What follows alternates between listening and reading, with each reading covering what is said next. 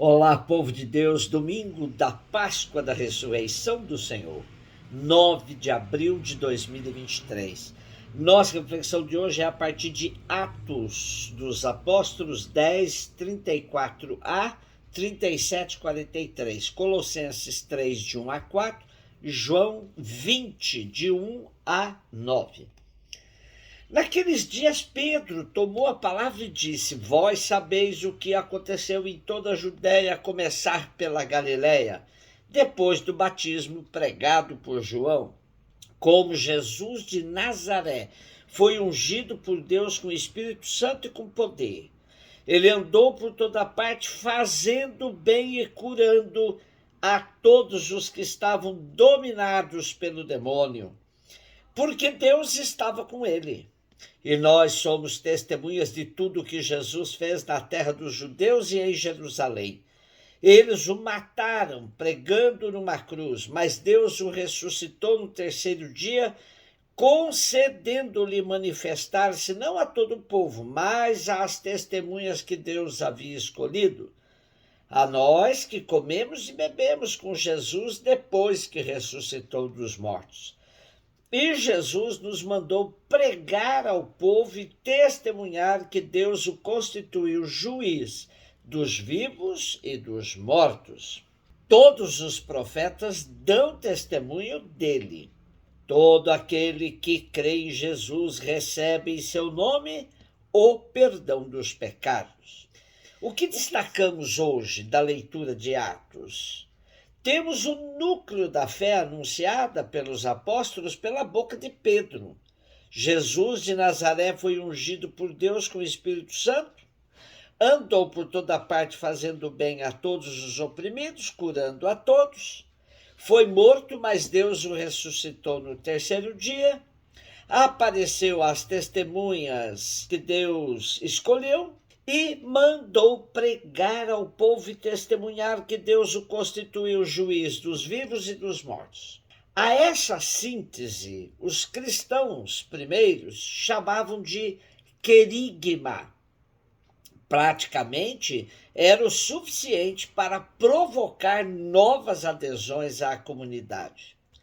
A conclusão deste anúncio é que todo aquele que crê em Jesus recebe em seu nome o perdão dos pecados. Portanto, a salvação é oferecida a todos os que crerem nele. E crer em Jesus é fazer como ele, passar pela vida fazendo bem a todos os oprimidos, fazendo com eles uma aliança em busca de uma libertação. Colossenses 3, de 1 a 4, irmãos, se ressuscitaste com Cristo, esforçai-vos por alcançar as coisas do alto, onde está Cristo, sentado à direita de Deus.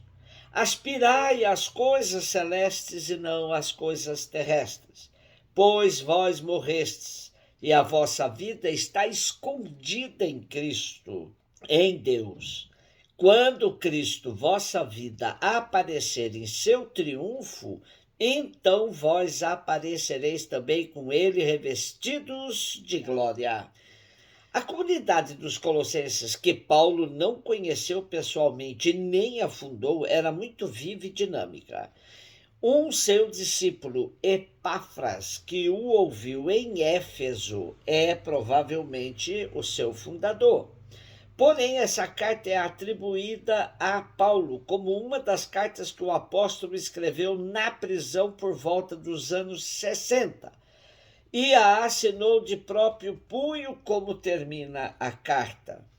No texto de hoje, temos como ponto de partida e base da vida cristã a união com Cristo ressuscitado, na qual o cristão é introduzido pelo batismo. Temos que viver com os pés na terra, mas com a mente e o coração no céu. É lá que estão os bens eternos e a nossa meta definitiva.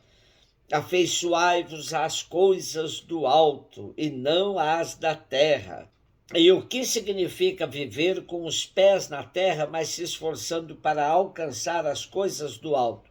A própria carta aos Colossenses nos dá a resposta: que a palavra de Cristo habite em vós com abundância.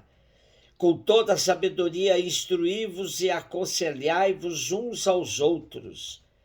Vestir-se dos sentimentos de compaixão, bondade, humildade, mansidão, paciência, suportar uns aos outros, perdoar mutuamente, revestir-se do amor que une a todos na perfeição, perseverar na oração, manter-se por ela vigilantes e em ação de graças. João 20, de 1-9.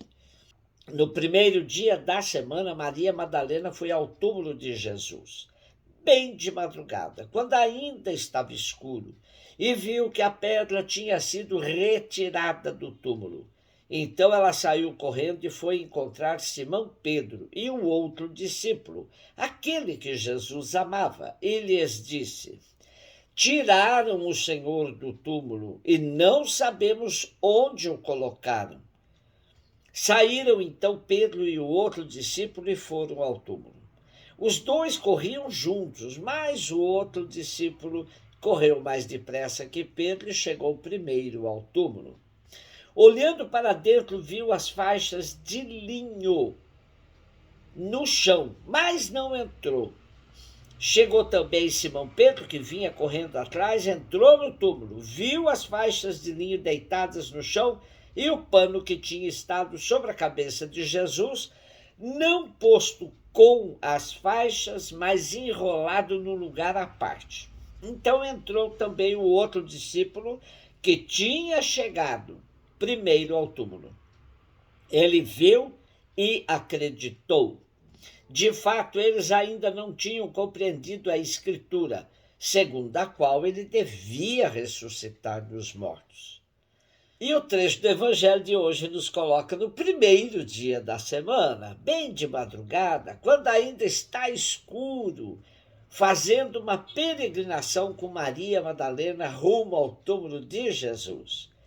Deparamos-nos com a pedra que fechava a porta do túmulo retirada do seu lugar. E nossa primeira reação é a mesma de Madalena: sair correndo e contar aos amigos de Jesus o que aconteceu e dizer: não sabemos onde o colocaram. Era preciso a testemunha de no mínimo 2 pessoas para que os fatos da época ganhassem credibilidade. E para o túmulo correm agora 2 dos discípulos de Jesus, Pedro e o misterioso discípulo amado. O discípulo amado, seguramente mais jovem que Pedro, ou movido pelo imenso amor, chega antes, espia, mas não entra. Em respeito ao mais velho, Pedro entra e constata que o corpo não está mais lá. Aí sim o outro discípulo entra, viu, creu e saiu. Saiu para ser testemunha do ressuscitado. Aí está o movimento ao qual também somos chamados: entrar, isto é, fazer a nossa própria experiência de que de fato ele morreu. Ver que o corpo de Jesus não se encontra mais sepultado, portanto, como ele mesmo já havia adiantado, venceu a morte. Crer. Esse é o eixo da nossa experiência de fé. Crer não é buscar evidências, mas lançar-se no seguimento daquele que motiva a nossa vida em permanente superação dos limites e passar a recriar seus gestos e palavras com a própria vida. Sair. A experiência concreta de ressurreição em nossa vida não pode ficar guardada, como aquele colecionador de joias que tem medo de que descubram a mais preciosa de sua coleção. Não. Sair para testemunhar com alegria que temos um sentido mais profundo em nossa existência. Seguimos não um morto, mas Cristo vivo, e que sempre estará conosco. Como tão bem nos diz a metáfora da borboleta. No termo da vida terrestre, o homem deixa atrás de si um cadáver. É como um casulo que possibilitou o emergir radiante da crisálida e da borboleta, agora não mais presa pelos estanques limites do casulo, mas aberta ao horizonte vasto de toda a realidade. A força da ressurreição nos deixa aptos para voar rumo ao sentido pleno de nossa existência. Em Cristo, verdadeiramente, brilhou para nós a esperança da feliz ressurreição. Feliz Páscoa! Um beijo no seu coração.